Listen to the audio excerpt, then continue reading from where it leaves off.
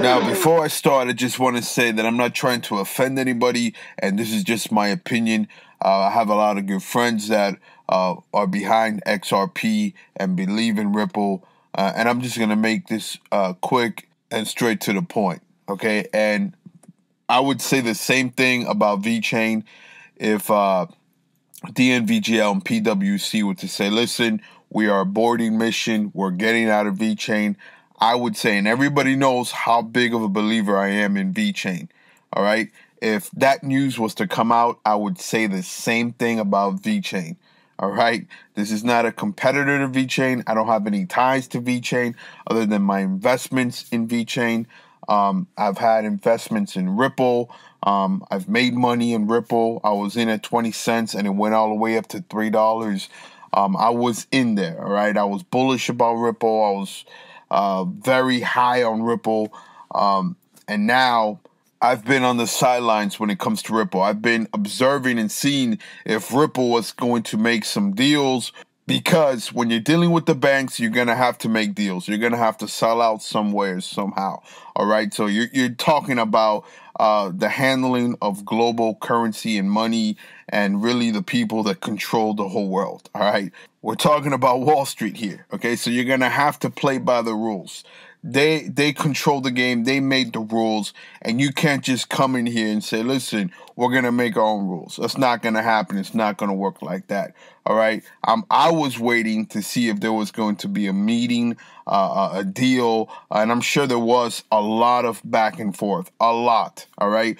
But when you come out like a cowboy and you think you're going to overtake the people that made the rules, the creator of the rules, the ones who create in this world, they're the God in this world, okay? And you're going to come and try to say to this God, we're going to make our own world. No, you're not. Sorry, we're going to obliterate you, all right? We're going to take you out, and you're not going to be part of this, all right? You got to think about how this happens in this world, all right? So speaking with a lot of the crypto project heads around the crypto sphere, it's basically the same sentiment that I'm speaking, and it's very logical.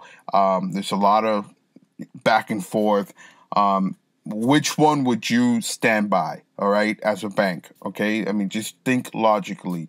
Are you going to share your wealth as a bank with another company, or are you going to keep it inside and monopolize, okay? So this is the slow death coming, all right? This is just my opinion, and I'm talking about the JPMorgan coin.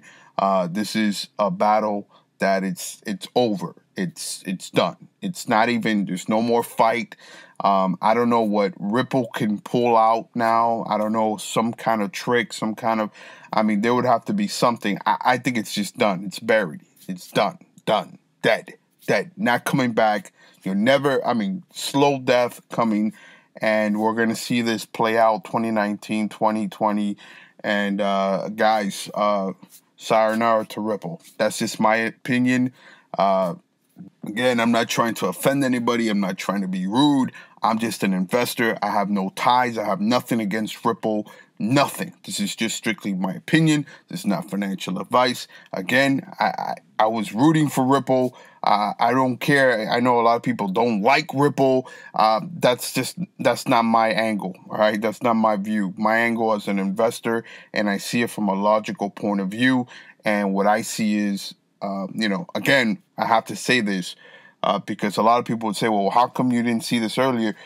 You got to see how it plays out, right? I'm thinking Ripple's going to make deals. You're going to have to sell out, right? You're going to, I scratch your back, you scratch mine, some kind of deal. And obviously, that did not happen. And if they came out like a cowboy and telling the creator of this world, all right, I'm talking about in this financial world, and we're going to make our own rules and we're going to do it this way.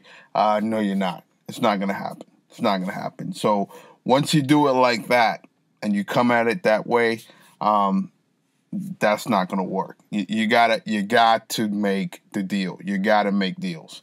And if those deals are not made, it's done. Again, this is just my opinion, not financial advice. And I think slow death is coming for Ripple. All right. Again, my opinion, no hate, nothing, just looking at it from an investor's point of view. I could be wrong, but I don't think I'm wrong. And there's a lot of people in the crypto sphere who are in the same accord when it comes to, listen, if they didn't make the deal, if they didn't make those certain changes or, whatever you want to call it, then there's no way. I mean, again, think about it logically. As a bank, okay, two things. One is backed up by the dollar, right? For the banks. Think about it. For the banks, okay? And one's just a floating currency. And the other thing, to be logical, right? Think about this logically.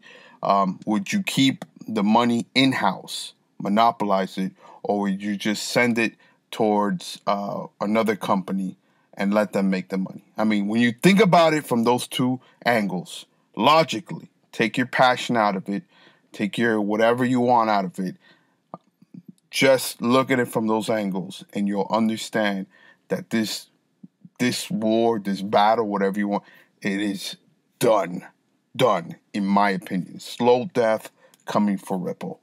Unless some miracle, something happens. I don't know. I mean, there would have to be something, some kind of deal. You would hear it in the news, something that happens where they made a sweetheart of a deal. A deal that no one can refuse, okay?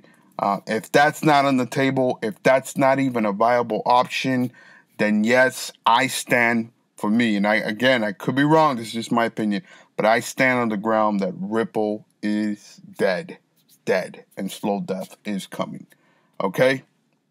I just wanted to share that. All right, guys, I'm out. Let's go. Things are about to change.